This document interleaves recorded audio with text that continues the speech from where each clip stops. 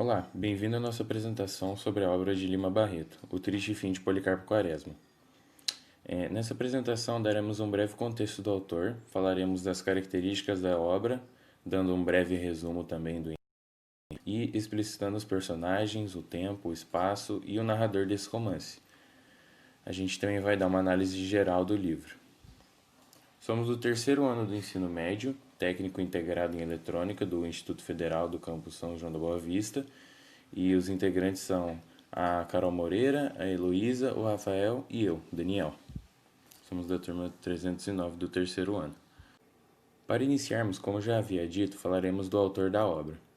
Lima Barreto nasceu em 1881 e morreu em 1922. Ele era mulato e teve uma infância bem sofrida.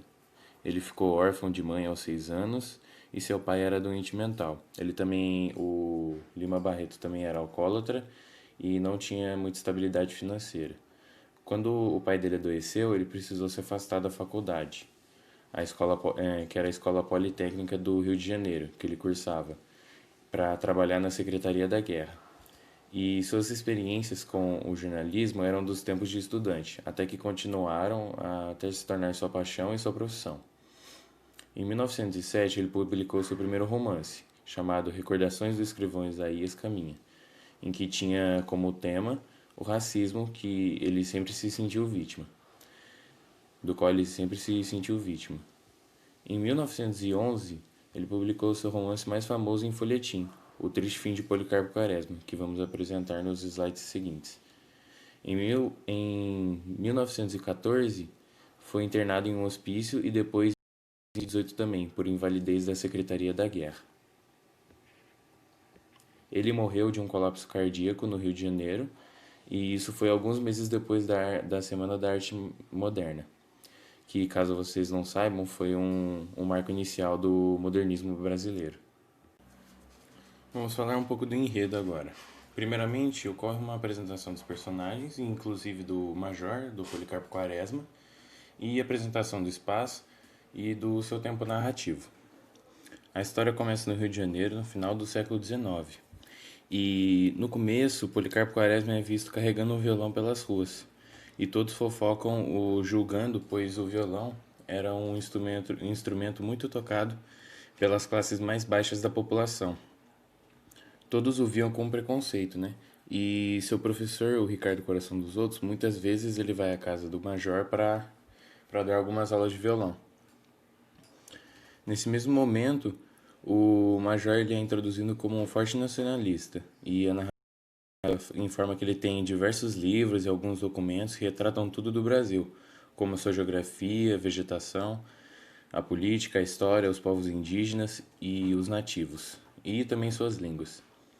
Ainda narra que Major só se interessa pelo Brasil e pelo brasileiro. Ele tem uma parte da história mais para frente em que fala que ele nunca estudou a história de outros lugares como a Europa, falando que ele nunca havia estudado sobre a Idade Média. Ele realmente é um fanático nacionalista brasileiro. E mais tarde, Quaresma ele propõe ao ministro o reconhecimento da língua tupi como língua nacional do Brasil, pois ele acreditava que o tupi era realmente a pura língua brasileira, já que o português brasileiro era a junção da língua que os portugueses trouxeram com as línguas nativas do Brasil. Ele também era um forte nacionalista porque ele também acreditava que os índios eram os verdadeiros brasileiros. E quando ele faz essa proposta, todos os oficiais o desconsideram com risadas e desaprovação da proposta. Ele então é tido como louco e permanece um tempo internado no hospício. E os únicos que acreditam nas suas ideias vão visitá-lo, que são a Olga, sua sobrinha, um compadre de Quaresma e o professor Ricardo, de violão. E saindo do hospício, ele se afasta da sociedade e vai viver em um sítio. Depois que ele recebe alta, ele sai e vai viver em um sítio, com alguns negros escravos que o ajudam a tomar conta do rancho. E ele vai para lá para se dedicar ao cultivo e à agricultura. E nesse meio tempo, algumas personagens vão se casando e outras têm o noivado interrompido. E a vida vai seguindo na cidade sem o Quaresma. Na maior parte do tempo em que fica no sítio, ele sofre com diversas dificuldades e incidentes que prejudicam ele a se manter e retirar algum lucro do sítio, como foi o problema que ele teve com as pragas de formiga saúva nas, nas plantações dele. Outra dessas dificuldades que desagrada ele bastante durante a sua estadia no sítio é o pagamento de taxas e impostos sobre a propriedade sobre a sua propriedade. Ele assim desiste de continuar os cultivos em seu rancho, pois ele estava perdendo muito dinheiro e tempo com aquilo. Assim, ele começa a se aproximar de alguns amigos, ele volta à cidade, né? E ele se envolve com diversos políticos locais. E ele chega até se encontrar mais para frente no livro com o Marechal Deodoro e o Marechal Floriano Peixoto. E durante seu primeiro encontro com o Marechal Floriano, ele entrega um memorial acerca de suas experiências com a agricultura ao ditador.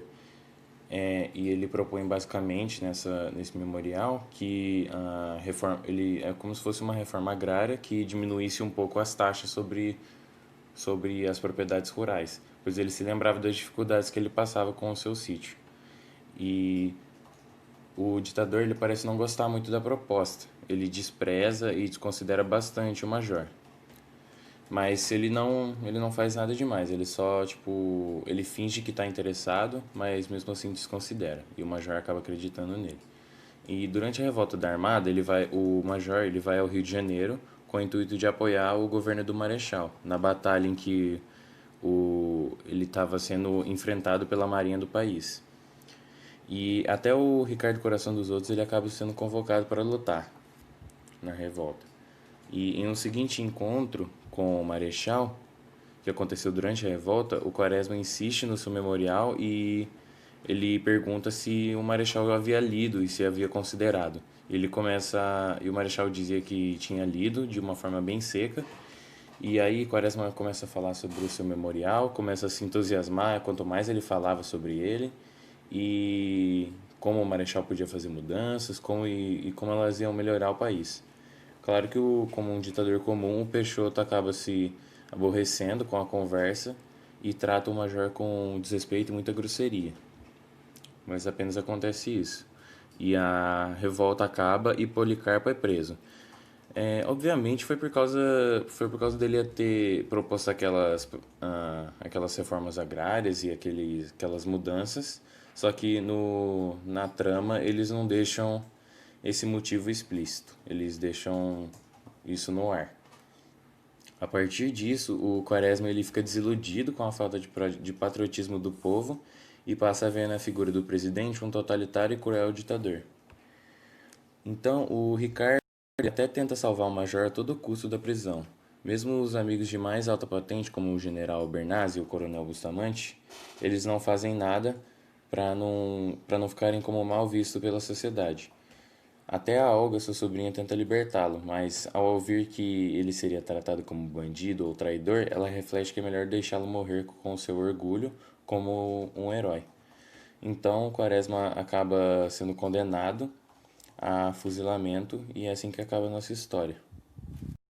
Eu sou Heloísa e eu vou falar sobre os personagens dessa obra. Policarpo Quaresma, também conhecido como Major Quaresma, todo o livro mostra como o nacionalismo ingênuo de Policarpo vai ser testado na realidade social que ele se encontra. É um exímio patriota, erudito e apaixonado por livros, funcionário público e protagonista desta obra. Adelaide, irmã do personagem principal. Ela mora com ele e vai acompanhá-lo ao longo da história. Olga, afilhada de Policarpo Quaresma, inteligente, possui com o personagem principal uma relação de carinho mútuo. Armando Borges, marido de Olga, um homem típico, ambicioso e corrupto, por isso não é bem apreciado pela sua esposa. Felizardo, homem negro que trabalha como empregado no sítio comprado de Policarpo Quaresma. General Albernaz, vizinho do personagem principal, participará da preparação de uma festa bem brasileira com Policarpo Quaresma. Maria Rita, O general Albernaz e Policarpo Quaresma buscam a ajuda desta mulher já idosa para conhecer cantigas populares brasileiras. Ela é uma mulher negra que era escravizada e vive em condições de pobreza. Ricardo, coração dos outros. Professor de violão de Policarpo e se torna seu amigo. Ele é apreciado por Quaresma por tocar músicas populares. Dr. Campos, presidente da Câmara e tenta corromper o personagem principal que nega apelo. Assim tornam-se inimigos. Vicente Corleone, pai de Olga, é um imigrante italiano que é grato a Policarpo Quaresma por ter lhe emprestado dinheiro em momentos de dificuldade. Genelício, empregado do tesouro, é um bajulador e é cheio de artimanhas para agradar aos chefes e subir de cargo. Marechal Floriano, presidente do Brasil de 1891 a 1894, sendo um dos personagens da história. Anastácio, caseiro de Quaresma. No caso, gente, ele é caseiro do sítio que o Quaresma comprou, certo? Mané Cardeeiro, empregado no sítio de Quaresma. Sinhá Chica, esposa de Felizardo. Tenente Antonino Dutra, escrivão e funcionário da prefeitura de Curuzu. Dona Maricota, esposa do general Albernaz. Lulu, aluno do colégio militar e filho do general. Ismênia, filha mais velha do general Albernaz e de Dona Maricota. Também é noiva de Cavalcante, estudante de odontologia e noiva de Ismênia. Quinota, filha do general Albernaz e de Dona Maricota. É esposa de Genilício, escrituário do Ministério da Fazenda e noivo de Quinota. Zizi, filha do general Albernaz e de Dona Maricota. Lalá, noiva do tenente Fontes, filha do general Albernaz e de Dona Maricota. Tenente Fontes, artilheiro e noivo de Lalá. Vivi, filha do general Albernaz e de Dona Maricota. Contra-almirante Caldas, amigo do general Albernaz. Doutor Florencio, engenheiro e amigo do general Albernaz. Senhor Bastos, contador e amigo do general Albernaz. Capitão de bombeiros Segismundo, amigo do general Albernaz. Essa, gente, é uma imagem ilustrando alguns dos personagens. É bem difícil você achar algumas imagens sem ser a série, que tem uma série sobre esse livro. E é muito difícil achar caricaturas assim bonitinhas. Foi essas que eu tentei achar. Eu achei essa, e no primeiro slide, como vocês puderam ver, também é uma do personagem principal, vestido de brasileiro com as folhas de índio na cabeça. Mas eu achei mais bonitinho e mais apresentável. Então, é isso. Bom, galera, eu vou falar agora sobre os espaços do livro. A gente tem o espaço principal, que é onde o livro acontece, que é no Rio de Janeiro. E dentro do Rio de Janeiro tem outros locais que o Policarpo ele vai passando durante o livro. Um dos locais é a sua casa e o local onde ele trabalha, que é o Arsenal de Guerra, onde ele comprou o cargo de major, que na época isso era possível. E ele compra o cargo de major e dentro do Arsenal de Guerra ele é conhecido como Major Quaresma. E depois de um tempo trabalhando no Arsenal de Guerra, ele é aposentado por invalidez e é mandado para o hospício, outro espaço do livro. E após ficar um tempo no hospício, ele sai e compra uma chácara no interior do Rio de Janeiro, que é chamada Chácara Sossego. E essa chácara foi comprada com fins para a agricultura, que é outro espaço que se passa no livro. Só que essa chácara vem à falência. E com isso, Policarpo também sai na revolta da Armada e ele vai em defesa de Floriano Peixoto. E após lutar 7 meses na revolta da Armada, o Floriano Peixoto pega o Policarpo e faz ele virar carcereiro da Ilha das Inchadas, que é uma prisão. E após o Policarpo perceber o que acontece dentro da prisão, Floriano manda prender o Policarpo e manda executá-lo na prisão, tendo então o seu triste fim, morrendo pelas armas do país que ele tanto amou. Bom, o tempo em que o livro se passa é em 1893, final do século XIX, e durante o governo ditatorial de Floriano Peixoto. O tempo em que o autor escreve essa obra também é aproximadamente o mesmo tempo, 1893. E o livro é escrito em tempo cronológico. Aqui a gente tem duas imagens. Uma imagem é do Marechal Floriano Peixoto e outra imagem é do governo ditatorial de Floriano Peixoto, na República da Espada. Agora eu vou falar um pouquinho sobre o narrador.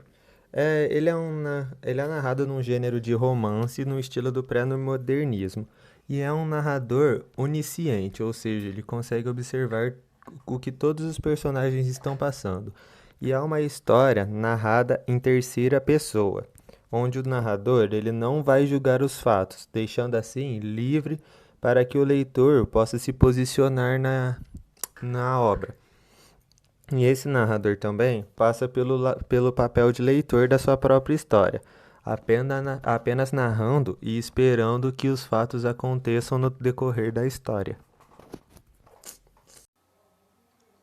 Eu sou a Carol e agora eu vou fazer uma análise do livro Triste Fim de Policarpo Quaresma. Existem várias análises sobre esse livro e não significa que uma delas seja certa ou errada. Existem vários pontos de vista e vou falar sobre algum deles aqui agora.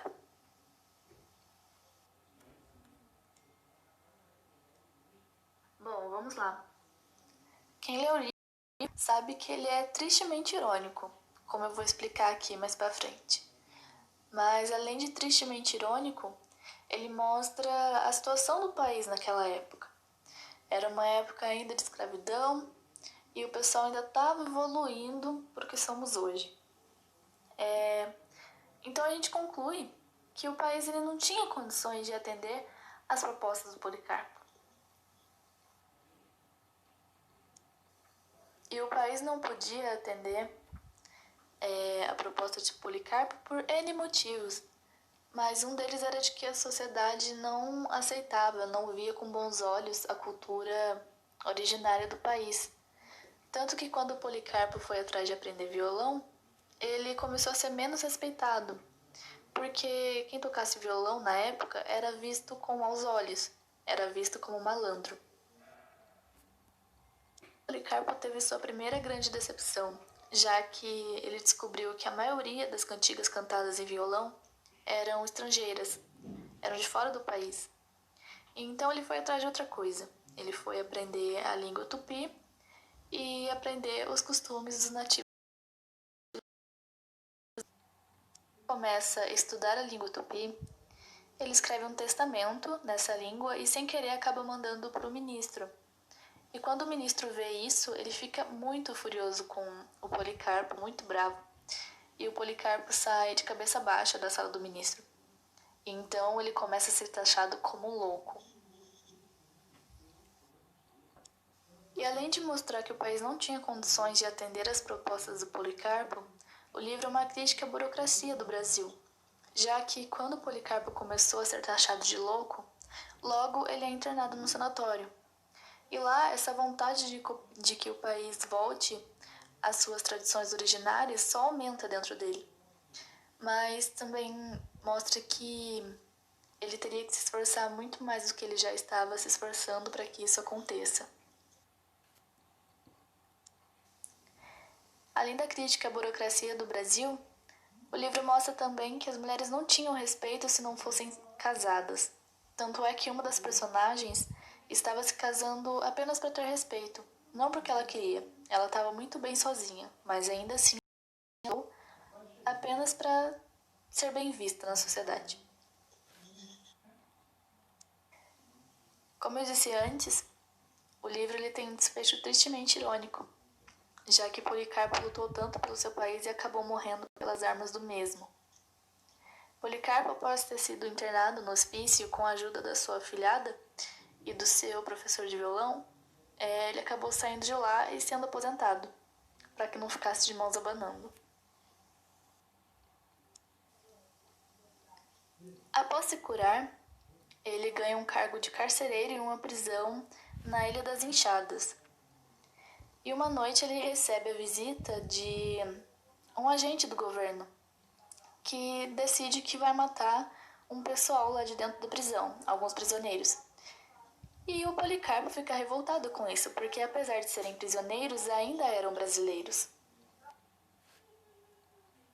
Então ele contata o presidente exigindo que ele vá resolver, que ele esse fato, e então o presidente toma providências, mas mandando prender Policarpo como traidor da pátria e mandando executá-lo. Então, o desfecho tristemente irônico que é tratado nesse livro é justamente por Policarpo ter lutado tanto pelo país para no final morrer pelas armas do próprio país. Como eu já disse anteriormente, o livro mostra que a sociedade desprezava as culturas de indígenas e africanas. Eram mal vistas e etc. E por ser a época que era, isso era bem notório. Na época, escolaridade era considerado cultura, apesar de não ser. E quem não tinha escolaridade também era menosprezado, assim como quem tocava violão. Pois no começo do livro, alguns autores julgam Policarpo por ler bastante livro. Alguém até disse que deveria ser proibido quem não tivesse escolaridade ler tantos livros assim. Enfim, o livro ele é também uma projeção do que aconteceu com o autor, já que Lima Barreto, ele, com a ajuda de algum parente, ele conseguiu fazer a faculdade, mas ele não conseguiu concluir. Então, ele fez esse livro quando ele estava muito amargurado, em uma época da vida dele onde ele estava muito amargurado. E ele acabou, de fato, indo para um hospício, assim como o personagem principal do livro. Mas ainda assim, ele não teve um desfecho tão trágico quanto o personagem.